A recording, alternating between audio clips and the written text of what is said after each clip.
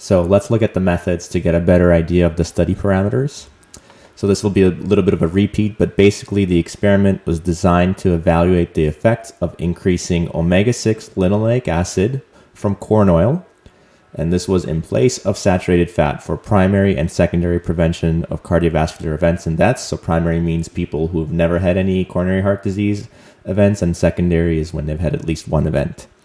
And it was also for reducing the degree of atherosclerosis and the number of myocardial infarcts, so heart attacks, and strokes detected at autopsy. Right, so they were changing the diet, introducing more seed oil, and looking at heart attack related deaths, overall deaths, and then doing postmortem autopsies to look for the level of atherosclerosis and to validate whether someone had a heart attack or not. This study was done from 68 to 73 in the state of Minnesota, and eligible participants were men and women aged over 20. And again, they had people as old as over 65. And these people were people from nursing homes or one of 6 state mental hospitals. The experiment lasted from 41 to 56 months. And the principal investigators were Ivan France and Ansel Keys. Here is a representation of the diets that were used in control and intervention groups. On the left here, we see what the baseline diet would have been at the nursing home and mental hospitals. So regarding linoleic acid, you can see it was low. So that's the omega-6 PUFA, just slightly over 3% of total calorie intake. And saturated fat, you can see is high, above 16% of total calorie intake at baseline. And then the control group that they studied, they gave a diet similar to what the baseline would have been at these nursing homes and hospitals. But the linoleic acid, the omega-6 PUFA, was still increased slightly by as much as 38%, I believe, for the control group. Whereas for the intervention group, it was increased significantly more by over 280%. Whereas the saturated fat remained the same in the control group, but was divided in half, decrease of 50% in the intervention group. Let's describe what these diets were a little bit more in detail. So the serum cholesterol lowering diet was made up of liquid corn oil, which was used in place of the usual hospital cooking fats, including hydrogenated oils, and was also added to numerous food items such as salad dressings, filled beef, filled milk, and filled cheeses.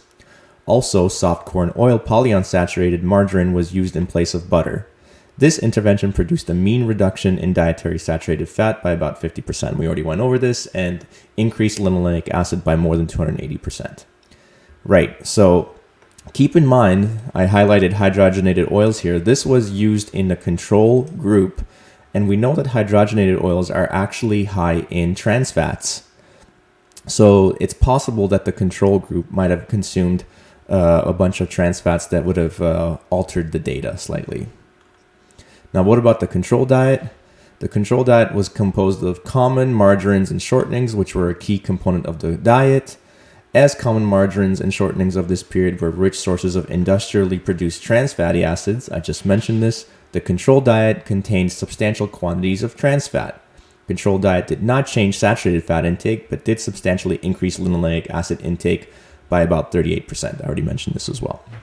So you can see both in the control and intervention group, there is a slight increase in linoleic acid consumption. So we should see some effect in blood cholesterol levels in both groups. Now, in addition to analyzing this recovered unpublished data, they also did another systematic meta-analysis, similar to the article that I covered in my previous episode, where they combined the results of multiple studies that did similar experiments to look for overall trends. So let's just quickly go over the parameters for their systematic review and meta-analysis.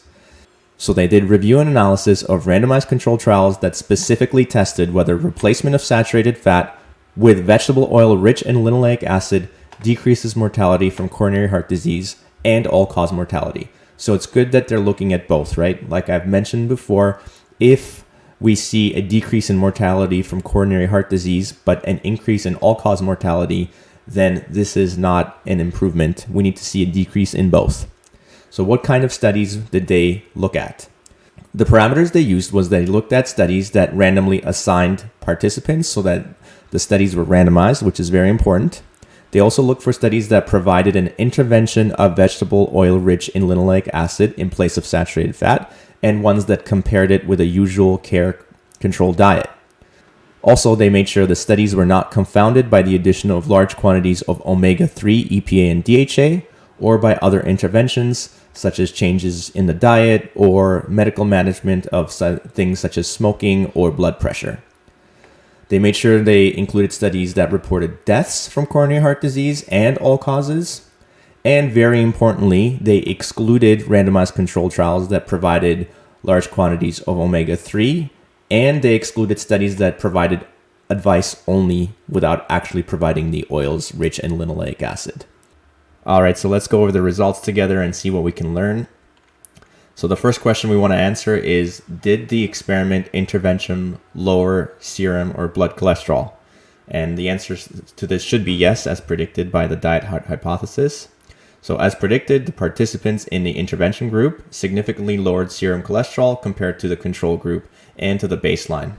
It was on average a 14% decrease in blood cholesterol levels.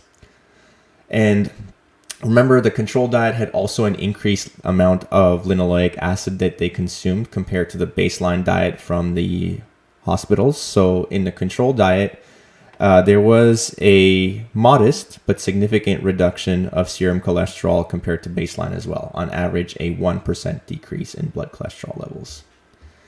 Now, did the decrease in blood cholesterol levels result in reduced risk of death? Well, the data they used to answer this question is from this thesis from Mr. Brosti, who we talked about previously. And in his thesis, he has these life table graphs, which confirmed that there was actually no mortality benefit in the full cohort. And more importantly, the life table for the cohort of people aged over 65 suggests that there was a possibility of an increased risk of death for the intervention group compared with the control. Yeah, so this runs counter to the diet hypothesis. The first part was true, and we already have previous data to support this, that when you change the diet for less saturated fat and more polyunsaturated fat in the diet, you will see a decrease in the blood cholesterol levels. But the second part is the more important part, of course.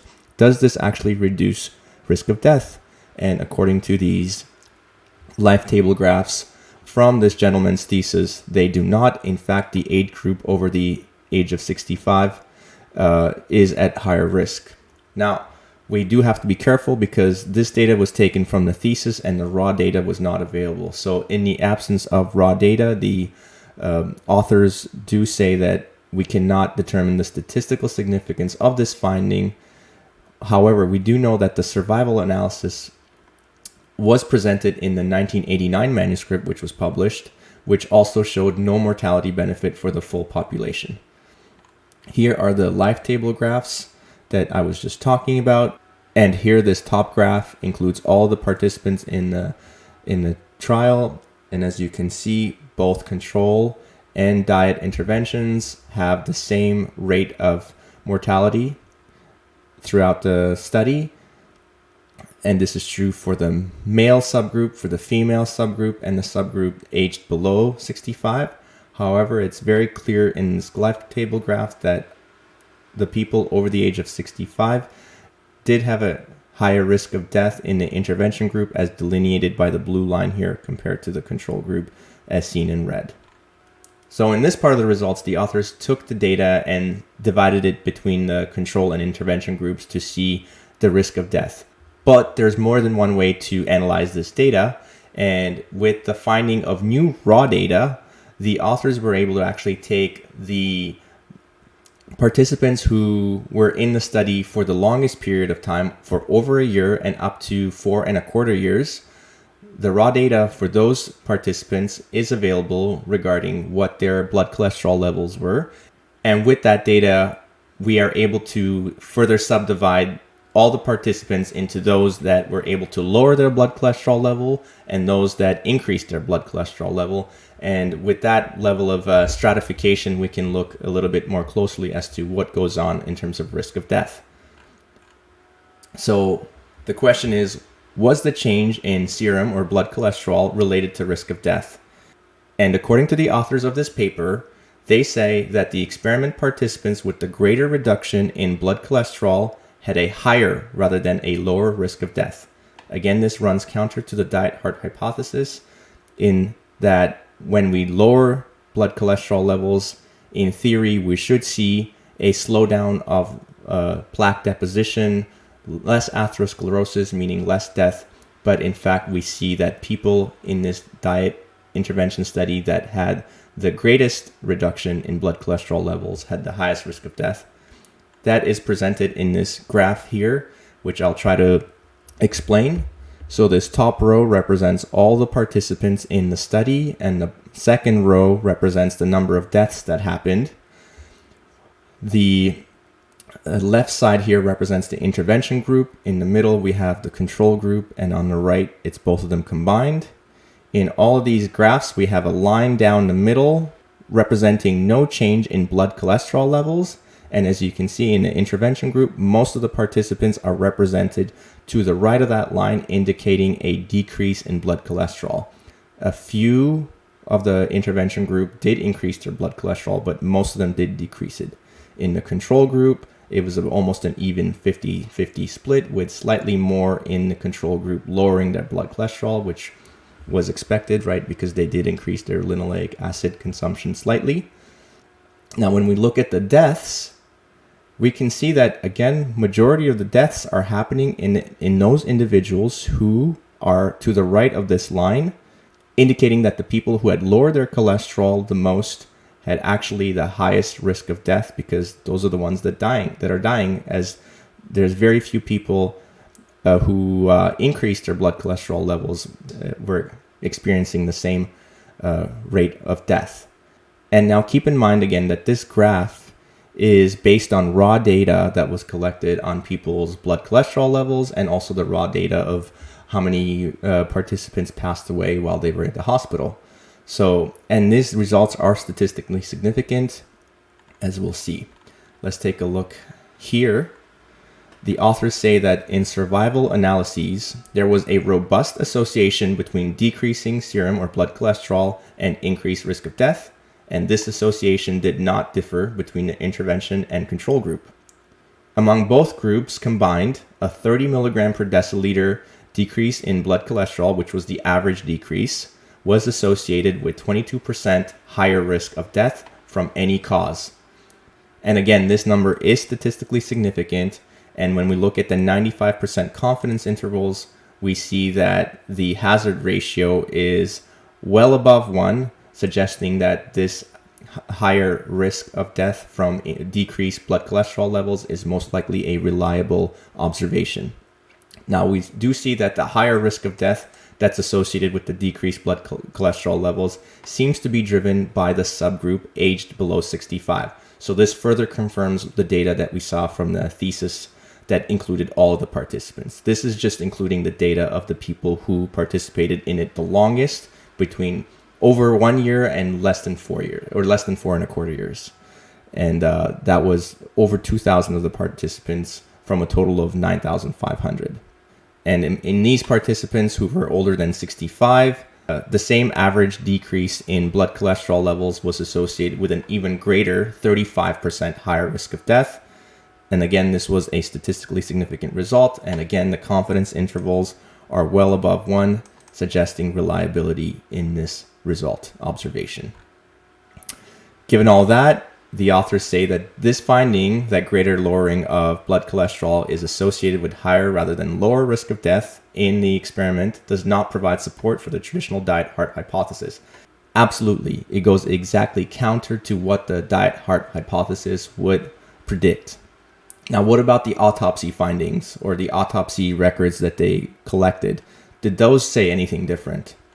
Well, first of all, the experiment investigators had hypothesized that the participants in the intervention group would have fewer heart attacks, or myocardial infarcts is what they say here, as confirmed by autopsy, and they would have less advanced atherosclerosis. This is why they did the autopsies, to get this data. However, 41% of participants in the intervention group had at least one myocardial infarct, heart attack, whereas only 22% of participants in the control group did. So half as many people in the control group had heart attacks compared to the intervention group, who you would expect to have less. What does that tell you? It tells you that the diet intervention is not working, in my opinion. Also, the participants in the intervention group did not have less coronary atherosclerosis or aortic atherosclerosis, as would have been confirmed by the autopsy findings. So, however, we do have to take this data with a grain of salt because the authors say these findings should be interpreted with caution because of partial recovery of autopsy files.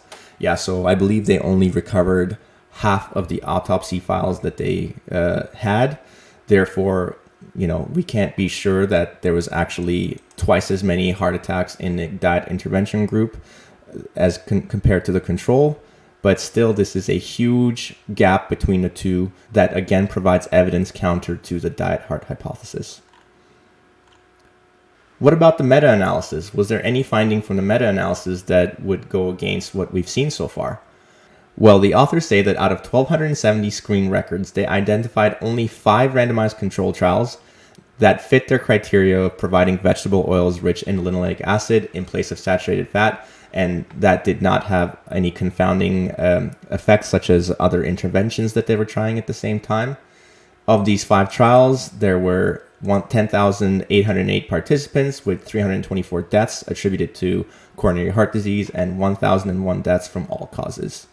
On average, the serum cholesterol concentration was 8 to 14% lower in the intervention groups compared to the control groups of these 5 studies. And so the meta-analysis of these 5 trials provided that there was no evidence or benefit on mortality from coronary heart disease or all-cause mortality. So again, providing further evidence that the diet heart hypothesis cannot be supported by interventional data. Thus, the authors conclude, although limited, available evidence from randomized controlled trials provides no indication of benefit on coronary heart disease or all-cause mortality from replacing saturated fat with linoleic acid rich in vegetable oils. So this meta-analysis runs completely counter to the meta-analysis from the previous podcast episode. However, I think this is a much stronger set of data that they present in this one,